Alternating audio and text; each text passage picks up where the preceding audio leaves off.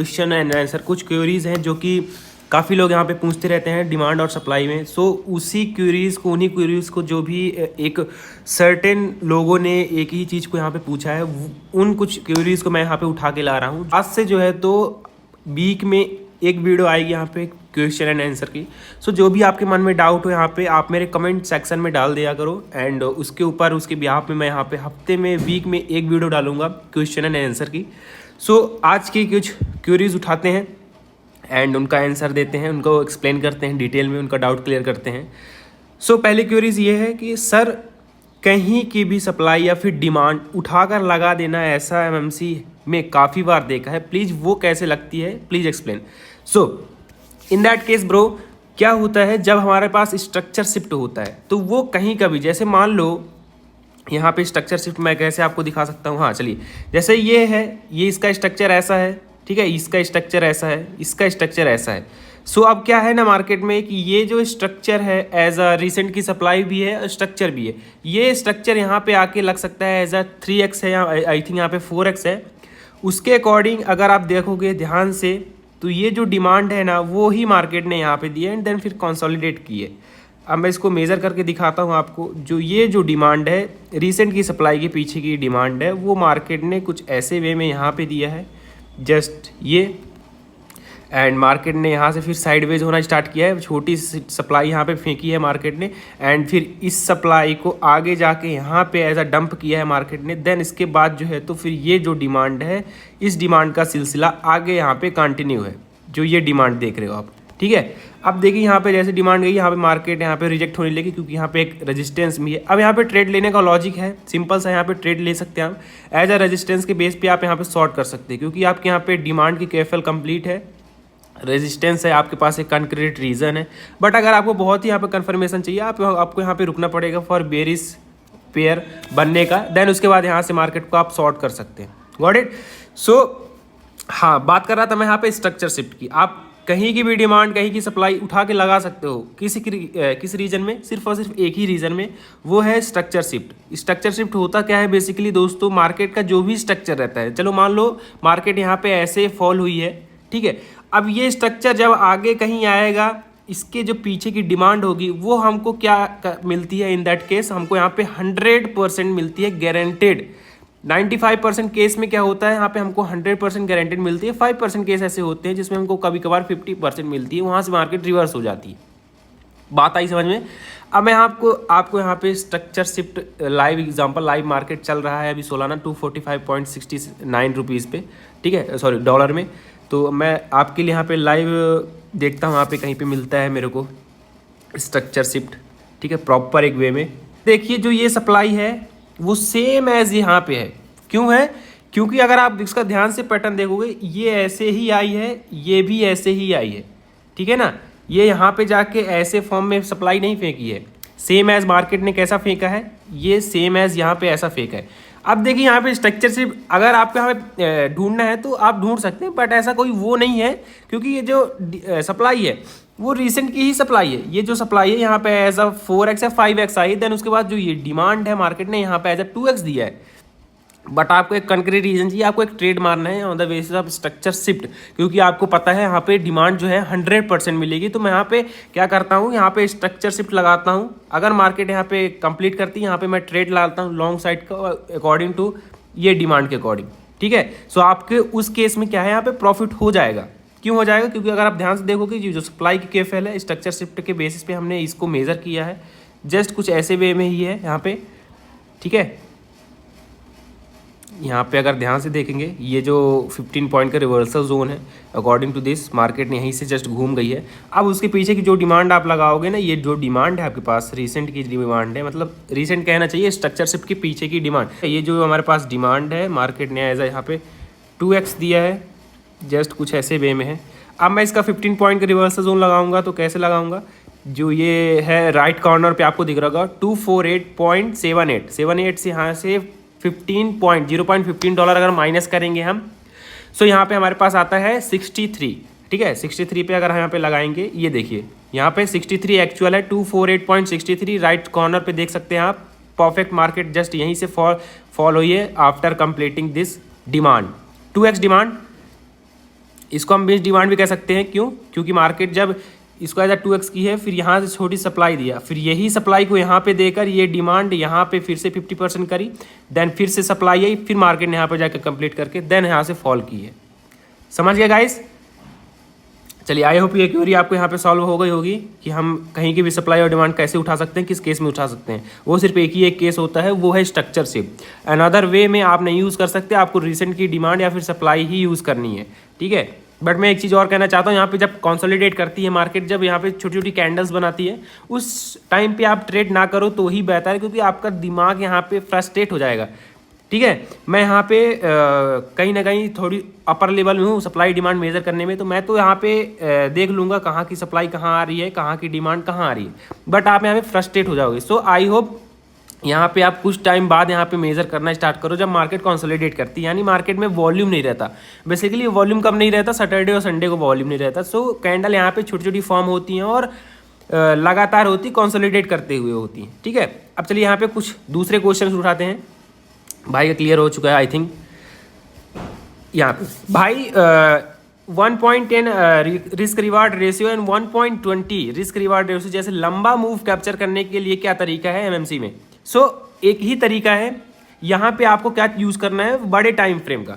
जैसे 4 आवर का time frame होता है, जितना बड़ा टाइम फ्रेम है उतना बड़ा टीपी आपको आना है अकॉर्डिंग टू उसके क्यूएफएल और डिमांड।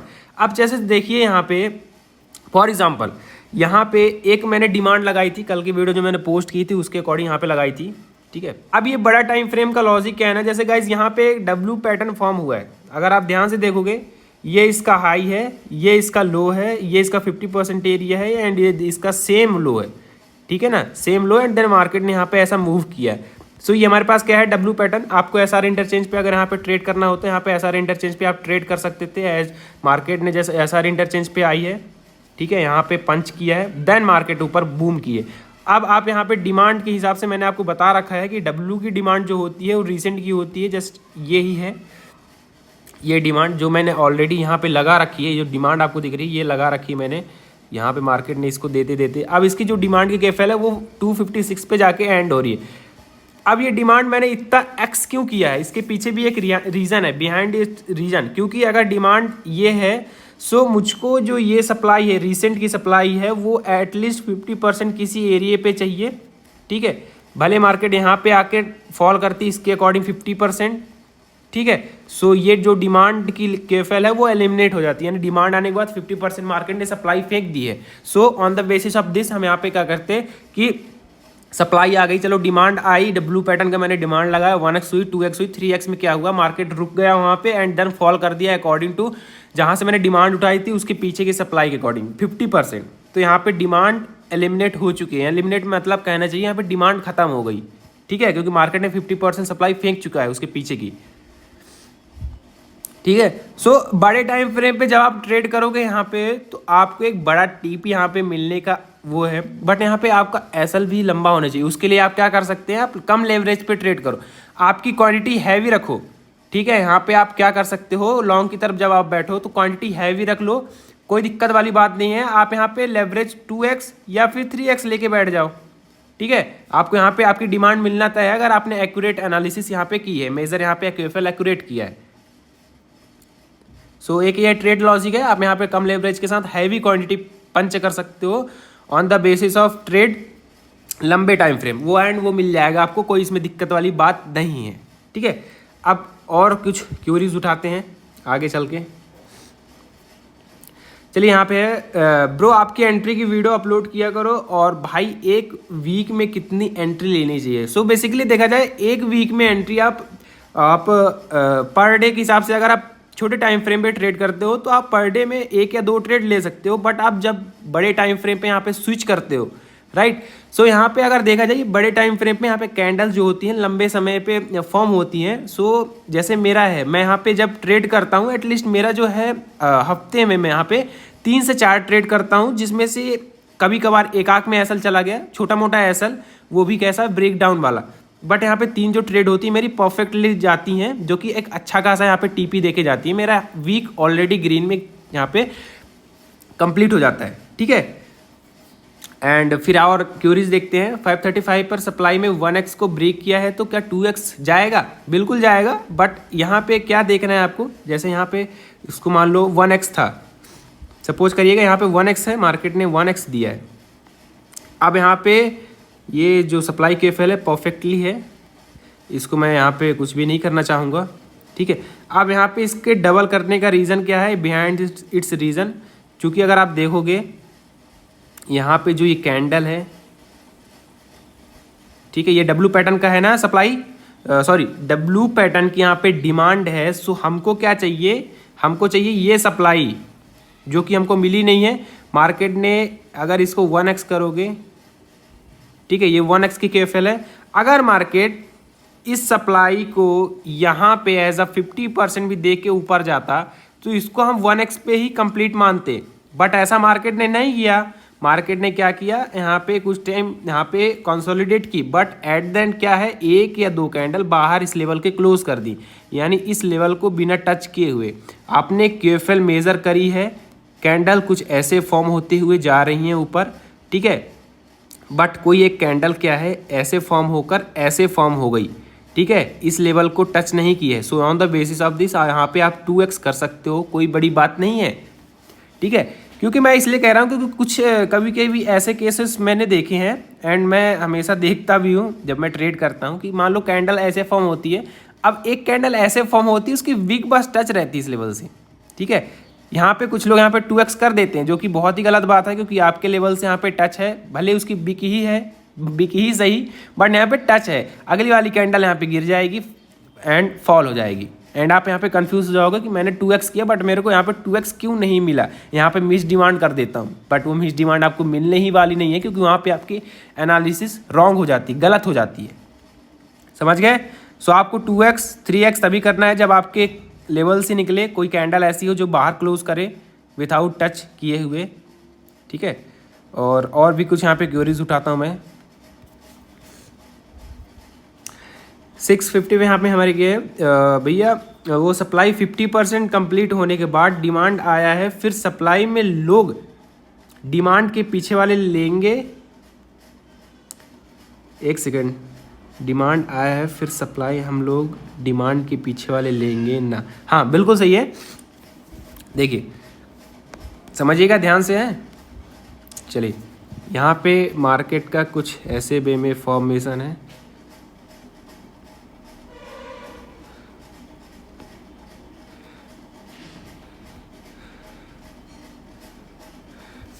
अब देखिए यहाँ पे क्या है, अगर आप ध्यान से देखेंगे जो ये डिमांड है यहाँ पे एज अ 50% है, गॉट इट।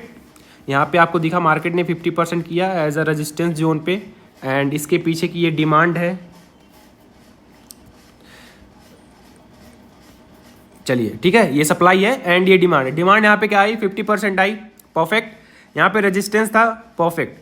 अब यहाँ पे आपको ये रिसेंट थोड़ी लेनी है, ये रिसेंट आप नहीं लोगे, क्यों? क्योंकि आपने यहाँ पे डिमांड KFL ऑलरेडी पहले से लगा रखी है, सो उसके पीछे की ये सप्लाई यहाँ पे यूज करोगे, गॉट इट। यहाँ पे दो सिनेरियो हैं, कि एक सिनेरियो ये है कि यहाँ पे एम पैटर्न बन रहा है तो ये सप्लाई भी आ सकती है, आएगी, एंड कोई बात नहीं है, मैंने कहा है पहले भी, चाहे आप राइट साइड वाला कान पकड़ो या चाहे आप लेफ्ट साइड वाला कान पकड़ो, आपको पकड़ना कान ही है, ठीक है। सप्लाई उतनी ही आएगी जितनी मार्केट को यहाँ पे रिसेंट में मिल रही होगी। चूंकि आपने यहाँ पे डिमांड रिसेंट की उठाई है तो उसके पीछे की आप सप्लाई उठाओगे, भले यहाँ पे 50% हो गया है। दूसरा सिनेरियो में आप इस सप्लाई को भी मेजर करके एक परफेक्ट रिवर्सल ले सकते हो, उसमें कोई बड़ी बात नहीं है, ठीक है। एंड दूसरी चीज ये, जब आपकी यहाँ पे डिमांड आ गई, सप्लाई आ गई, अब जो आप डिमांड यूज करोगे वो ये होने वाली है, इसके पीछे की जो डिमांड है वो नहीं करोगे, बैक बर्ड में नहीं जाना है, ठीक है, पीछे नहीं जाना है, आगे जाना है, गॉट इट। चलिए और कुछ क्वेरीज यहाँ पे हैं भाई। 0.15 के बारे में बता दो। चलिए 0.15 मतलब क्या दोस्तों, $0.15 यहाँ पे रिवर्सल जोन है। क्या है? यहाँ पे रिवर्सल जोन है। कैसे है मैं समझाता हूँ आपको। जैसे कुछ टाइम पहले मैंने यहाँ पे एक मेज़र किया था, ठीक है, यहाँ पे मैंने यहाँ पे मेज़र किया था, कहाँ गया,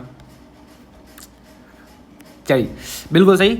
यहाँ पे अगर आप ध्यान से देखोगे जो ये सप्लाई है, ये जो सप्लाई है वो यहाँ की है, मार्केट ने जस्ट यहाँ पे दिया है, ठीक है, उसको भी देख लेते हैं, छोड़ देते हैं। हाँ, सो $0.15 क्या है दोस्तों, यहाँ पे क्यूएफएल का रिवर्सल जोन है, ठीक है। आपने क्यूएफएल लगाई, ऐसे डिमांड की क्यूएफएल लगाई, अब आप क्या करोगे, मैं बेसिकली लाइन यूज़ करता हूँ, लाइन मतलब ऐसी लाइन, मैं बॉक्स नहीं यूज़ करता हूँ, बॉक्स भी $15 का ही बनेगा, $0.15 है। मैं लाइन भी क्या करता हूँ, मैं जब लाइन खींचता हूँ यहाँ पे ऊपर से $0.15 छोड़ देता हूँ एंड नीचे आके $0.15 की क्यूएफएल ऐसे कुछ लगा देता हूँ, ठीक है, जिसमें ये रहता है मार्केट क्या कर सकती है, इसको टच करके भी रिवर्स हो सकती है, इसके ऊपर जाके ब्रेक कर सकती है, इसके ऊपर कंसोलिडेट करके भी फॉल दे सकती है। यहाँ पे कई सिनेरियोज है, बट यहाँ पे $0.15 लगाने का बेसिकली यहाँ पे $0.15 के लेवल को लगाने का सिंपल सा फंडा ये है, मार्केट 100% में 20% केस ऐसे होते हैं, मार्केट सिर्फ ये लेवल को ही टच करती है, बिग से देन फॉल कर जाती है। लोग कंफ्यूज हो जाते हैं क्योंकि उन्होंने यहाँ पे, उनको ये पता ही नहीं है कि $0.15 का यहाँ पे रिवर्सल जोन है, और सिर्फ ये सोलाना में एप्लीकेबल है। मैंने यहाँ पे डीप रिसर्च करने के बाद ही ये पॉइंट को यहाँ पे निकाला है, वे फॉर 1 ईयर। जब मैं 1 साल किसे यहाँ पे चार्ट को इसको देख रहा हूँ, लगभग मेरे को 1.5 साल हो चुके हैं सोलाना के चार्ट को पढ़ते हुए, उसके बिहाफ में मैंने इस चीज़ की, इस कॉन्सेप्ट को मैंने यहाँ पे खोज के निकाला है, ठीक है। सो ये सिर्फ और सिर्फ सोलाना में एप्लीकेबल है। बिटकॉइन और इथेरियम पे मेरी रिसर्च ऑलरेडी चल रही है, उसके बिहाफ में भी मैं यहाँ पे जब भी निकल जाएगा उसके पॉइंट्स की, कितने पॉइंट से वो रिवर्सल में उनके रिवर्सल होते हैं, तो वो फिर मैं आपको वीडियो में कभी बताऊँगा। तो फिलहाल सोलाना की बात करें तो $0.15 का बॉक्स लगाओगे, ठीक है। क्यूएफएल में ये बॉक्स जो है $0.15 का लगाओगे, मार्केट इसमें जाके रिवर्स हो सकती है। सो इस केस में आप क्या मानोगे, यहाँ पे डिमांड मेरी कंप्लीट हो चुकी है, क्योंकि उस लेवल को मार्केट ने टच किया है, यानी फेंक दी है डिमांड पूरी, एंड देन वहाँ से रिवर्स हुई है। सो सिंपल सा फंडा है $0.15 का, क्योंकि अक्सर मैंने देखा है $0.15 जिनको भी नहीं पता होता उनके हाथ से हमेशा टीपी यहाँ पे छूटता है, और हमेशा यहाँ पे एसएल उनका कटता है। जब मार्केट में फेवर में जा रही होती है वहाँ पे $0.15 से ही रिवर्स होती है, बट उनको ये नहीं पता होता कि $0.15 का पॉइंट्स हमको रखना है रिवर्सल जोन के लिए, एंड वो ये सोचते हैं कि मार्केट कुछ टाइम बाद वापस फिर से मेरी टीपी की तरफ आएगी, बट ऐसा नहीं होता है, उनका एसएल काटने वापस मार्केट ऊपर चली जाती है, ठीक है। सो यहाँ पे है सर, स्ट्रक्चर शिफ्ट का रूल कैसे अलग हो सकता है, आखिर स्ट्रक्चर शिफ्ट भी तो कोई डिमांड या सप्लाई हो सकती है, इसकी मुझे समझ नहीं आया है, पूरा स्ट्रक्चर शिफ्ट को कैसे पहचाने। So thanks for comment, and बहुत ही अच्छा क्वेश्चन है, कोई डाउट वाला ऐसा है नहीं। मैंने आपको रिसेंट में अभी आपको बताया, इस वीडियो के स्टार्ट होने के पहले यहाँ पे स्ट्रक्चर शिफ्ट क्या होता है एंड कैसे यूज़ होता है। आपको सिर्फ और सिर्फ पैटर्न देखना है मार्केट का, मार्केट अगर ऐसे मुड़ रही है वो आगे जाके ऐसे मुड़ेगी, तभी आप ये डिमांड को यूज़ करोगे। अगर ऐसे मुड़ रही है तो आगे जाके ऐसे ही मुड़ेगी, तब आप इसके सप्लाई को यूज़ करोगे। सिंपल सा फंडा है, पैटर्न देखना है आपको, सिर्फ पैटर्न मार्केट का वे कैसा है, मतलब मुड़ कैसे रही है, ठीक है। आगे ब्रो आपकी एंट्री की वीडियो अपलोड किया करो, और भाई एक वीक में कितनी एंट्री लेनी चाहिए। अच्छा ये तो ऑलरेडी क्यूरी यहाँ पे सॉल्व हो चुकी है। अच्छा ये अच्छा सो इतनी क्यूरीज थी जो कि मेरे को दिखी हैं, थोड़ी कॉमन, जो कि कई लोगों ने यहाँ पे पूछी है। सो मैं बहुत सारी क्यूरीज को यहाँ पे नहीं उठा के लाया हूँ, सिर्फ मैं उन्हीं क्यूरीज को लाया हूँ जो कि बहुत सारे कॉमन लोगों ने पूछा है। 1 या 2 3 या 4 लोगों ने इकट्ठा करके एक क्यूरी को यहाँ पे लगातार पूछा है। आई होप आपको इस वीडियो में आपकी क्वेरी यहाँ पे सॉल्व हो गई होगी, आपकी डाउट यहाँ पे क्लियर हो गए होंगे। बट अगर इसमें भी आपके यहाँ पे डाउट्स कुछ रह जा रहे हैं, आप मेरे कमेंट बॉक्स में डालिए। नेक्स्ट वीक में मैं यहाँ पे फिर से यहाँ पे फ्राइडे या सैटरडे दिन पोस्ट करूँगा वीडियो, एंड उस पर सारे के सारे डाउट्स को यहाँ पे लेके आऊँगा। जो भी आपके डाउट्स, छोटे से छोटे डाउट्स को भी आप पूछ सकते हैं, ठीक है।